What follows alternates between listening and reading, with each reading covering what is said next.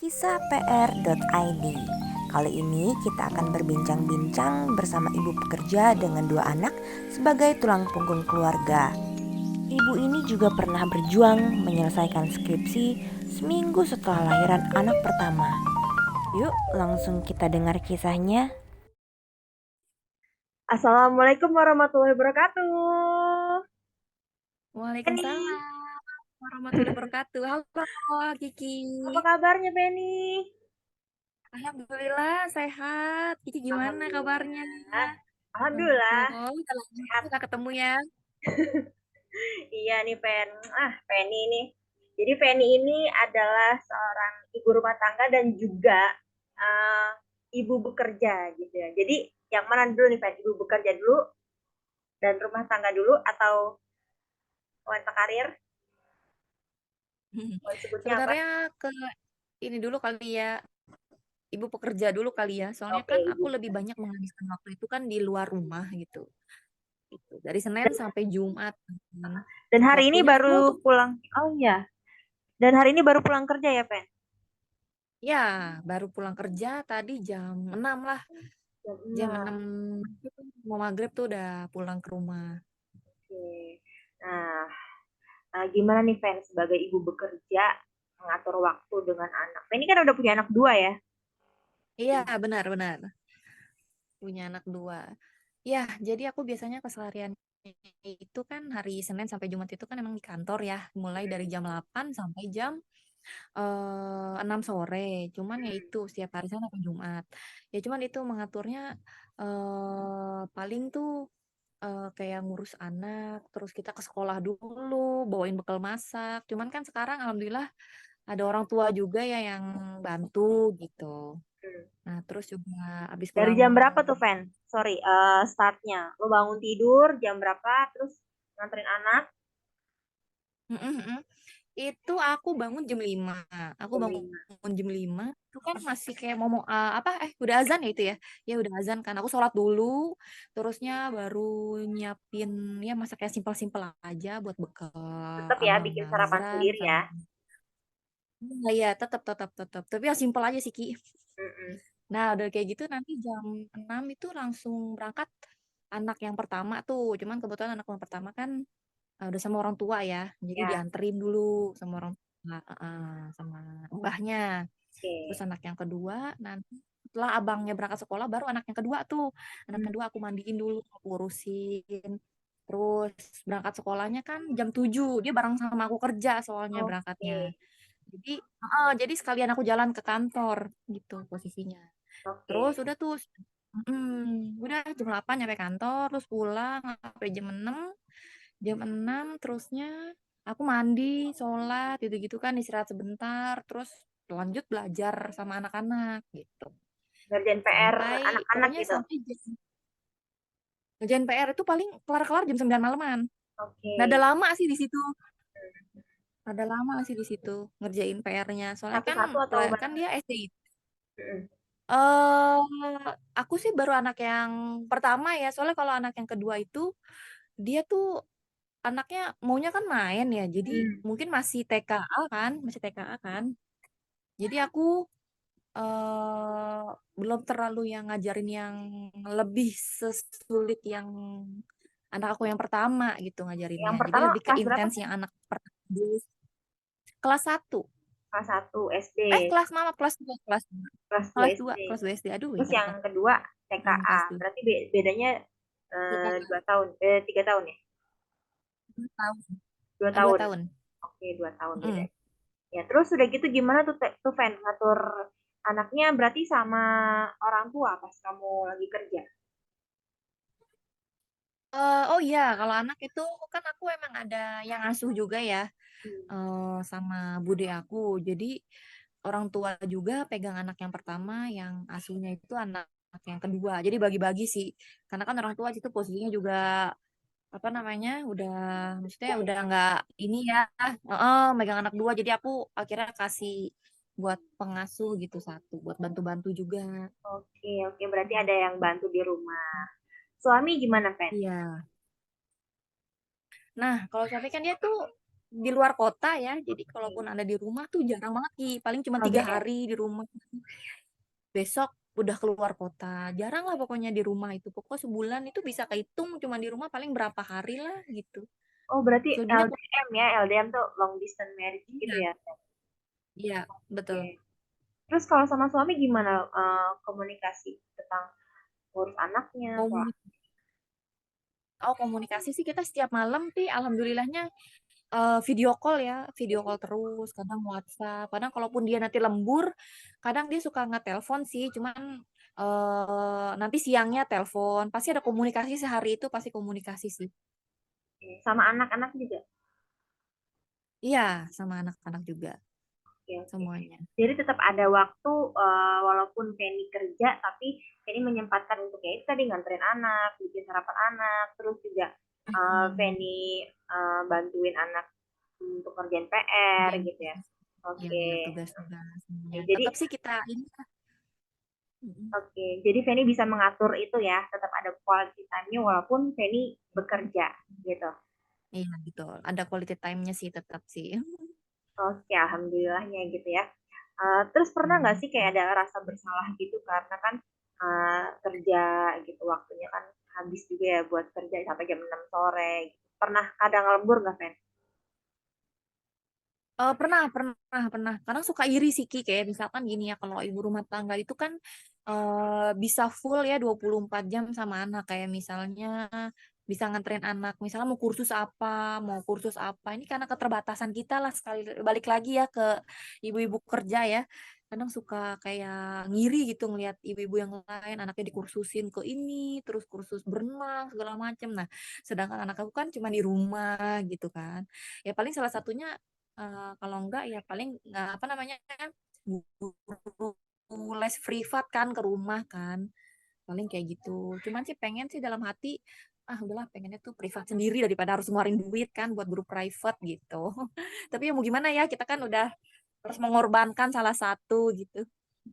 Oke, Aduh. jadi berarti ibaratnya di rumah tuh ayah pergi keluar kota bekerja terus Penny juga bekerja. Jadi yang lebih dekat itu ya apa nenek ya, peran nenek dan Iya juga nih. peran bude ya. Nah, Kan?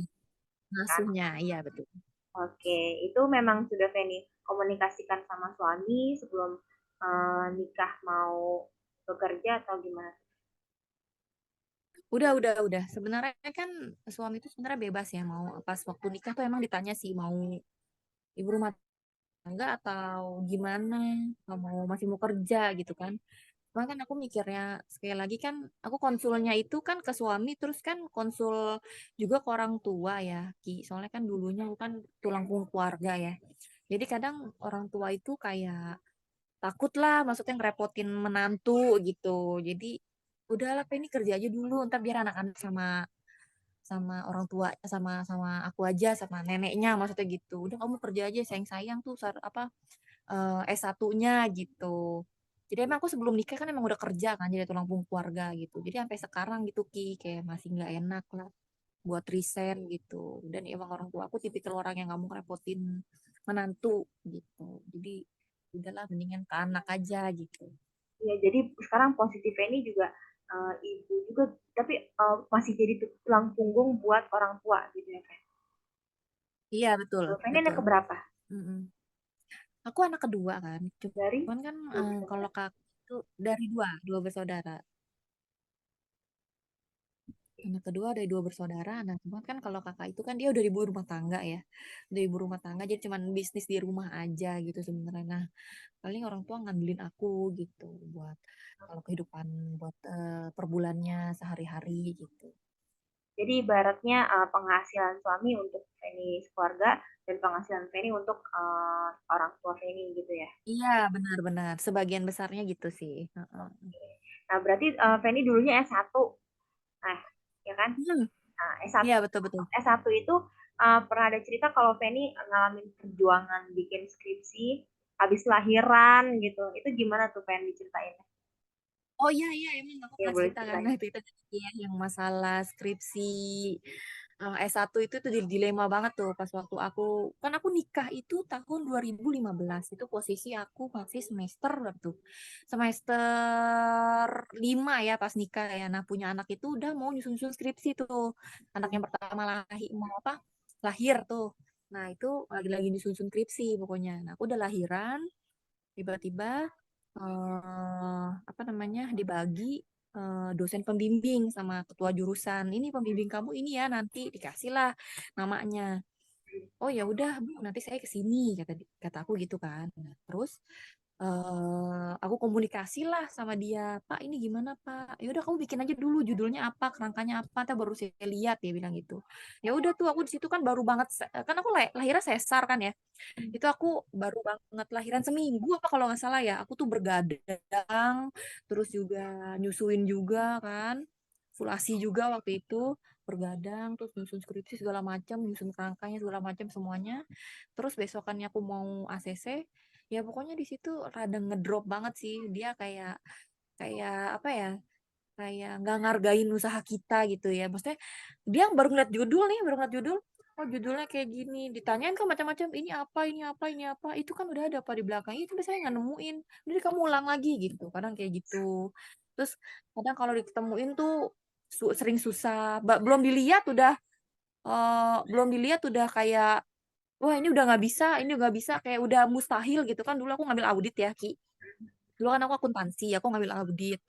Cuman di sini kayak susah banget skripsi aku gitu. Ya udah, akhirnya aku konsul lah ke ketua jurusan. Di situ aku udah nangis-nangis kan. Mengeluarkan air mata semuanya, Bu, saya kayaknya nggak bisa deh, Bu, ngelanjutin, aku bilang gitu. Soalnya eh apa dosen pembimbing saya tuh kayak dia tuh nggak ngasih saya jalan keluar gimana gitu. Apalagi kan saya habis lahiran, nggak ada toleransinya sedikit lah, maksudnya untuk membimbing banget gitu loh Ki. Boleh nggak saya maksudnya ganti dosen lain gitu? Ya udah boleh, tapi jadinya kamu yang ini untuk lulusan tahun yang ini kamu berarti gagal ya. Maksudnya aku akhirnya ngambil semester ke depannya gitu loh Ki. Bayar lagi Nah, untuk buat daftar ulang lagi, tangan. bayar lagi, skripsi lagi. Nah, tapi untungnya aku sama ketua jurusan itu, untungnya sama si ibu ini. Karena kan aku nangis-nangis kan. Akhirnya di ACC sama dia, udah kamu sama aku aja, sama saya aja deh. Kata ketua jurusan gitu, udah kamu sama saya aja gitu. Ya udah akhirnya lancar tuh sampai sana. Alhamdulillah nggak nangis, nggak apa-apa. Jadi sekali konsul dikasih tahu, "Ini nanti arahnya ke sini, nanti arahnya ke sini." Udah dari situ lulus. Jadi pas sama apa dosen pembimbing yang sebelumnya itu ibaratnya Feni nggak dikasih jalan keluar, jadi kayak ini salah salah salah tapi nggak Ngambang, dijelasin iya. gitu. Tapi dia nggak ngasih clue-nya itu aku harus kayak gimana, ngasih ngasih tindak apa namanya nyari referensinya kemana juga dia nggak tahu. Pokoknya dia kayak orang buru-buru gitu loh Ki. Kayak masa bodoh, kayak semua pertanyaan yang aku pengen tanyain ke dia harus aku pikir sendiri gimana caranya gitu. Jadi kan kayak ini gimana sih aku kan nanya, tapi malah dibalikin lagi pertanyaannya ke kita gitu. Jadi kan kayak ngambang gitu kan. Nah dari situ sih ngedown banget dari situ. Itu mana Feni lagi sambil ini ya apa nyusuin anak kan? Iya, Gitu. iya, usia anak tuh baru baru wah bayi baru sebulan banget lah Ki pokoknya. Lagi ribet-ribetnya itu ngurus anak. Lagi begadang bangun buat ganti popok mungkin atau mungkin anaknya minta susu tengah malam terus juga ngerjain revisian skripsi gitu ya penelitian-penelitian itu pusing banget ya Iya Feni. benar. Aku bergadang banget itu Ki. Jadi kan bergadangnya sekalian lah sama ngurus ngurus Emang anak judulnya juga. apa dulu skripsinya masih inget nggak? Judul skripsinya ya. Yang udah fixnya atau yang digagalin sama dosen yang sebelumnya? Yang pertama apa tuh? Susah banget apa gimana? Skripsi. Aku lupa ya, pokoknya apa ya, pokoknya tentang audit gitu sih, karena aku udah lupa, udah maksudnya udah nggak mau mengenang masa lalu. Udah move on ke judul Udah yang move on ya. kedua. Bener. Nah, terus aku sih tahu judul yang skripsi yang sekarang ya. Jadi aku udah bener-bener serius, udah aku hafalin deh tuh judulnya gitu. Kalau yang Nah, kalau yang fix ini apa judulnya? pengaruh pengaruh apa ya? Taruh. Pengaruh utang ya kalau nggak salah. Pengaruh utang. Pokoknya pengaruh utang lah. Ada Pengaruh kas. utang. Pengaruh utang lah. Pokoknya Oke. tentang pengaruh hutang gitu sih. Heeh. Oke. Jadi itu benar-benar perjuangan Feni saat itu, tapi ya alhamdulillahnya bisa selesai ya Fen ya, melalui itu ya, Alhamdulillah. walaupun Heeh, nangis-nangis. walaupun telat satu semester itu udah bayar lagi. Oke, ya benar banget kan. Jadi memang ada perjuangan yang harus dibayar ya Fen ya, kayak gitu. Iya, betul. Terus kalau buat Feni, tantangannya apa nih Fen? Untuk kan jadi ibu bekerja, terus gimana ngatasinnya?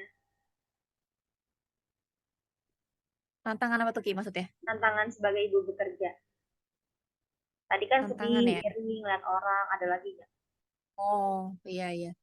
Iya, maksudnya tuh kayak apa ya? Kayak mandiri lah ya. Kayak semuanya tuh serba mandiri lah. Kayak misalkan ngurusin anak tuh yang bener-bener kayak dari nol banget itu tuh kita kayak ngerasa kayak kayaknya kita ngurusin anak tuh kayak ini anak udah gede loh, udah jadi kayak gini gitu loh, kayak nggak akan bisa keulang lagi gitu loh Ki. Masa-masa itu kita nggak bisa balik lagi gitu sih yang paling disesalin banget sih sampai sekarang. Itu tadi Kayak yang Feni bahas tuh sempat juga tadi, skripsi Feni kan tentang hutang gitu ya. Kayak ngerasa nggak ada iya kayak hutang pengasuhan ke anak? tentang pengasuhan. Enggak sih belum. Karena kan Feni kan bekerja, Heeh. terus kayak ibaratnya waktunya kan lebih banyak buat bekerja. Kayak, Iya. kayak pas Heeh. masa-masa anaknya lagi berkembang, gitu, tumbuh kembang. Iya, iya itu.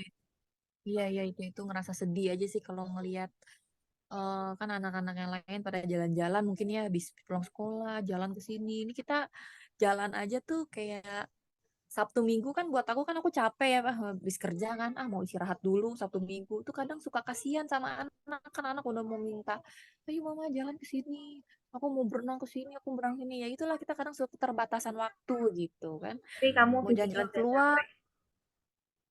udah capek banget Ki jadi pengennya tuh Sabtu itu tuh udah di rumah aja gitu kan anak sian ya maksudnya rekreasi sederhana lah yang deket-deket rumah gitu. Iya, jadinya memang terbatas karena udah capek fisik, capek pikiran juga di tempat kerja gitu. Sebagai apa sih, Fen, kalau di tempat kerja tuh? Tempat kerja aku sebenarnya aku sales support ya. Sales support tapi ngerangkap juga jadi HR juga sih di perusahaan. Ya cuman itu HR. ya basic. Sebenarnya aku tuh nggak apa ya nggak ada basic di HR sebenarnya Ki. Cocok tuh kayak gitu jadi. Terus, tapi disuruh jadi HR gitu. Iya karena apa ya kan itu posisi kosong waktu itu kan. Jadi aku kayak ngerangkap jabatan gitu di sana.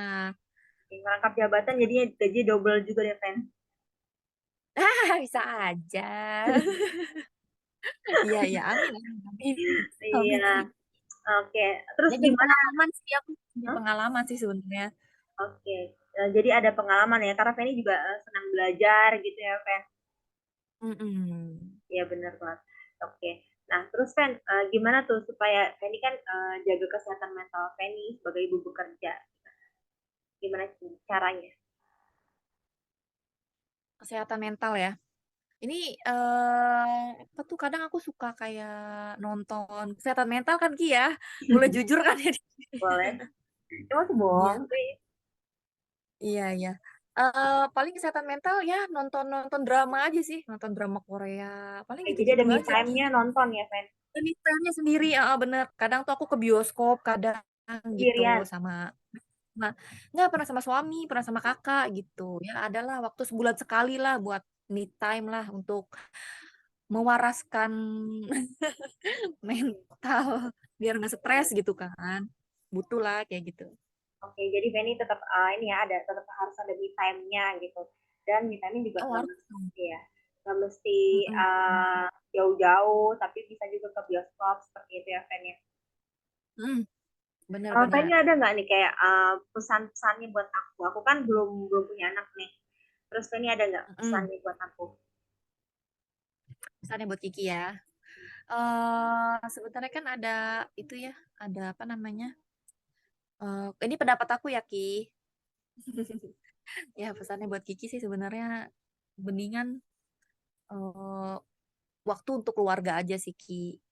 Maksudnya udah 100% untuk keluarga, untuk anak, apalagi ya. Soalnya masa-masa kayak gitu tuh masa-masa yang belum kita tentu dapetin lagi gitu.